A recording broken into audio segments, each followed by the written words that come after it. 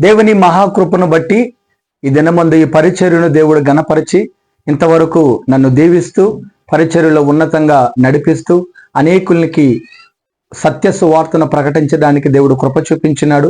అదేవిధంగా అనేకులకి mouth publishing ద్వారా ఈరోజు పరిచర్య చేసుకుంటూ వచ్చాను. అయితే ఈ రోజు నుంచి సోషల్ మీడియాలో దేవుని యొక్క వాక్యాన్ని అందించడానికి ఒక ఛానల్ని ప్రారంభించడానికి దేవుడు కృప చూపించాడు. మన ఛానల్ పేరు నిత్య జీవం 07 యూట్యూబ్ ఛానల్ అండి. ఈ యొక్క ఛానల్ని మీరందరూ వీక్షించండి. ఇందులో నిత్య జీవానికి చేరడానికి కావలసిన నిత్య జీవార్థమైన మాటలను అందించడానికి దేవుడు కృప చూపించినాడు. కాబట్టి అనేకులు ఈ ఛానల్ని వీక్షించి అనేకమైన నిత్య జీవములోనికి ప్రవేశించడానికి జీవము కలిగిన మాటలను మీరు వీక్షిస్తూ ప్రతిరోజు ధ్యానిస్తూ ప్రతిరోజు వింటూ మీ కుటుంబాన్ని మీ ఆత్మీయ జీవితాన్ని బలపరచుకోవడానికి ఇది చాలా ఉపయోగంగా ఉంటుందని నేను ప్రేమతో తెలియజేయుచున్నాను. కాబట్టి ప్రియులారా, ఈ యొక్క ఛానల్ని మీరు సొంతం చేసుకోండి. మీ ఛానల్ని ప్రతిరోజు వీక్షించండి, అనేకులకి షేర్ చేయండి.